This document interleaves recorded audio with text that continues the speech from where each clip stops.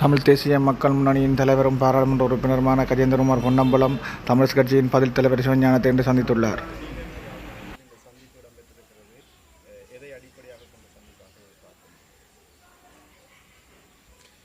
நான் தான் உண்மையிலே சந்திப்புக்கு சிவஞானம் அண்ணனிடம் கேட்டிருந்தேன். அதுக்கு காரணம் ஏற்கனவே நான் பல தடவை கூறியிருக்கிறேன். பாராளுமன்றத்தில் 19 தமிழ் பாராளுமன்ற உறுப்பினர்கள் வடகிழக்கை பிரதிநிதிப்படுத்தி கொண்டு இருக்கிறார்கள். ஆனால் எந்த ஒரு கட்சிக்கும் அறுதி பெரும்பான்மை இல்லை. அப்படிப்பட்ட ஒரு நிலையிலே இன்றைக்கு அரசாங்கம் ஒரு ஒரு தோற்றப்பாட்டை கொண்டு வர பார்க்கிறோம். இப்படி தமிழ் மக்கள் தங்களுக்குத்தான் ஆணையை வழங்கியிருக்கிறார்கள் என்றும், தமிழ் தேசியத்தில் இருந்து தமிழ் மக்கள் வடகிழக்கில் விலகி இருப்பதாகவும் அவர்கள் ஒரு திட்டமிட்ட ஒரு கருத்துருவாக்கத்தொண்டை செய்து கொண்டிருக்கிறார்கள். யதார்த்தம் அப்படியே இல்லை. மாறாக இந்த முறையும் தேர்தலில் மிக தெளிவாக அமோக ஆணை தமிழ் தேசிய நிலைப்பாட்டை வலியுறுத்துகின்ற தரப்புகளுக்கு தான் வழங்கப்பட்டிருக்கின்றது. அந்த வகையில் அரசாங்கம் கொண்டு வர யோசிக்கின்ற ஒரு ஒற்றையாட்சி அரசியலமைப்பை நாங்கள் முதல் கட்டமாக எதிர்ப்பதற்கும் எங்களுக்கு இடையிலே ஒரு அறுதி பெரும்பான்மையை நாங்கள் காட்ட வேணும். அப்படியாக இருந்தால் தமிழரசு கட்சிக்கு 8 ஆசனங்கள் இருக்குது. 19 பேர் என்றால் அது இன்னும் 2ஆக கூட்டினால் மட்டும்தான் அந்த அறுதி பெரும்பான்மையை உறுதிப்படுத்தலாம். தமிழ் தேசிய மக்கள் முன்னணி கொண்டு ஜனநாயக தமிழ் தேசிய கூட்டணிக்கு உண்டு. அந்த 3 தரப்புகளும் ஒரு புள்ளியிலே சந்தித்தால் நாங்கள் அந்த அறுதி பெரும்பான்மையை காட்டலாம். அதோண்டு, அதாவது பிழையான ஒரு விஷயம் வருகின்ற பொழுது அதை நாங்கள் சேர்ந்து எதிர்க்க வேண்டிய அவசியம்.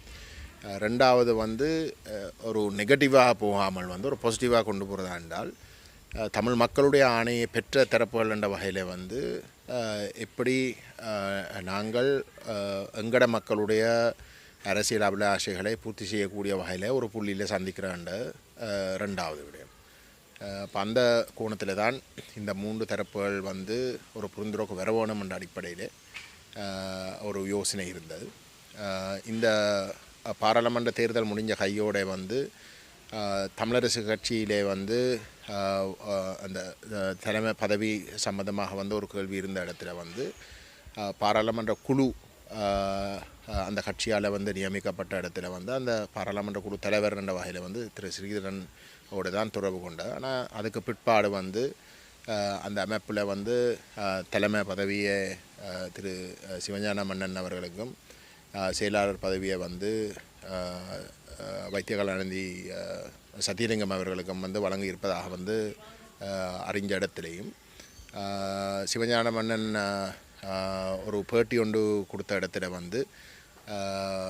உத்தியோகபூர்வமாக தலைவருக்கு இல்லாட்டி செயலாளருக்கு அந்த அழைப்புதல் வருகின்ற பொழுது தாங்கள் அதை பரிசீலிக்க தயார் என்று சொல்லப்பட்ட இடத்துல நாங்கள் அவரிடம் நேரத்தை கேட்டு இன்றைக்கு இந்த விடயத்தை அவரிடம் பகிர்ந்து இருக்கின்றோம்.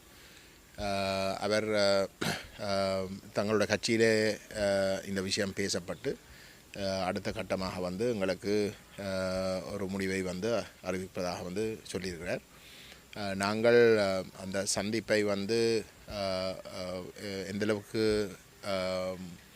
கதியில் நாங்கள் அந்த சந்திப்புகளை மேற்கொள்கிறத கூட நெல்லமண்ட விஷயத்தையும் ஐயாவுக்கு நாங்கள் தெளிவுபடுத்தியிருக்கின்றோம்.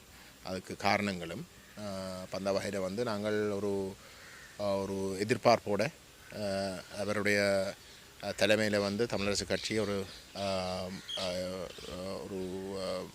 வரவேற்கக்கூடிய ஒரு முடிவை அறிவிப்பார் என்று நாங்கள் எதிர்பார்ப்போடு இருக்கிறோம். இந்த சந்திப்பு பல்வேறு தரப்புகளுக்கு இடையில் நடைபெறுகிறது. குறிப்பாக இந்த சந்திப்பு கட்சிகளினுடைய இணைவு தொடர்பாகவா அல்லது புதிய அரசியலமைப்பு தொடர்பான குரல்களை ஒன்றிணைக்கின்ற முயற்சி? இல்லை, எங்களை பொறுத்தவரையில் நாங்கள் இந்த அரசாங்கத்துடைய போக்கை நாங்கள் பார்க்கணும்.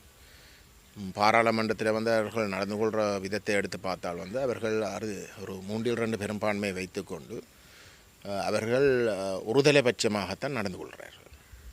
அவர்களுக்கு அந்த எண்ணிக்கையை வச்சுக்கொண்டு எதையும் சாதிக்கலாம்ன்ற ஒரு நம்பிக்கை இருக்கிற இடத்துல வந்து பாராளுமன்றத்தில் கூட வந்து இருக்கிற சம்பிரதாயங்கள் அனைத்தையும் மீறி செயல்படுகின்ற ஒரு தன்மை தான் எங்களுக்கு தெரியுது. அப்படிப்பட்ட ஒரு நிலையில் வந்து இன்றைக்கு 3/2 பெரும்பான்மைக்கும் விட கூடுதலான ஒரு பெரும்பான்மை அவர்களிடம் இருக்கின்ற பட்சத்தில் ஒரு அரசியலமைப்பை வந்து திணிப்பதற்கு விசேஷமாக வடகிழக்கில் தமிழ் மக்கள் மீது வந்து திணிப்பதற்கு வந்து அவர்கள் நிச்சயமாக உத்தேசித்திருப்பினர். அது மட்டும் இல்லாமல் வந்து அவர்களுக்கு ஒரு நம்பிக்கை இருக்குது, இந்த தேர்தலுக்கு பிற்பாடு வடகிழக்கிலையும் தாங்கள் முன்வைக்கிற இல்லாட்டி முன்னெடுக்கிற ஒரு செயல்பாட்டை தமிழ் மக்கள் சில வேளையில் வந்து தமிழ் தேசிய அரங்கிலே இருக்கக்கூடிய நம்முடைய கட்சிகள் மீது இருக்கக்கூடிய ஒரு சில விமர்சனங்கள் இல்லாட்டி ஒரு சில சந்தேகங்கள் ஏதோ காரணத்தினாலே வந்து எங்களுக்கு சில வழியில் வந்து ஒரு பாடம் படிப்பிக்கிறதுக்காக வந்து அவர்கள் முன்னெடுக்கிற ஒரு விஷயத்துக்கு ஆதரவு தரக்கூடிய வாய்ப்புகளும் இருக்குண்டு ஒரு நம்பிக்கையும் அவர்களுக்கு சில வழியில் இருக்கலாம்.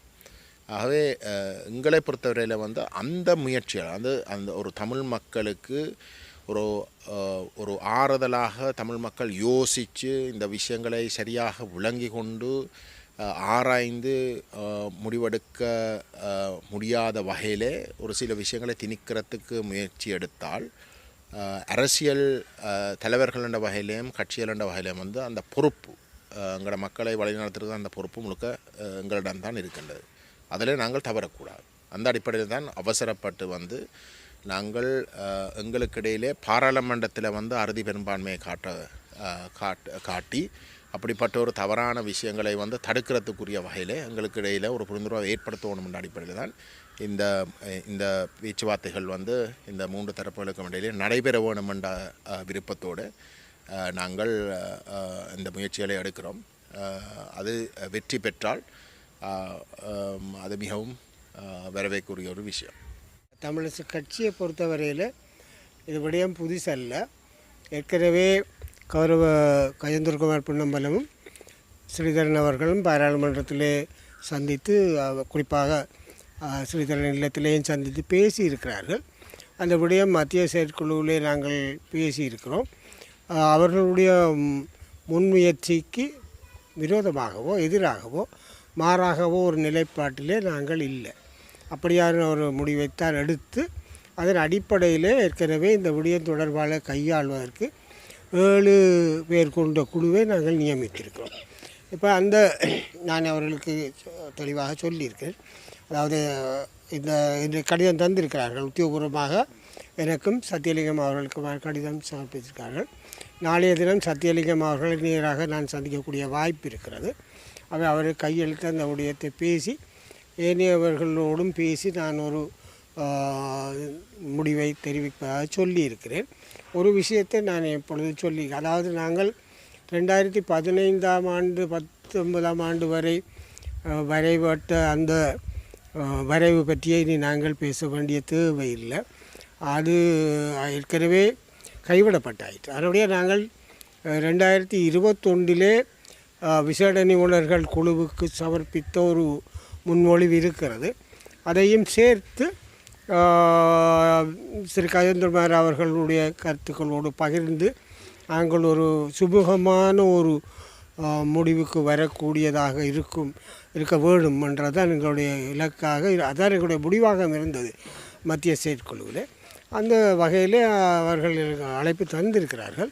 அதை சாதகமாக பரிசீலித்து அந்த 6 பேரோடையும் கலந்து பேசி தேவைப்பட்டால் அரசியல் குழுவோடையும் கலந்து வழியில் கலந்து பேசி மேல் நடவடிக்கை எடுப்போம். அதாவது இது ஒரு சாதகமான நகர்வாகவே நான் பார்க்கிறேன்.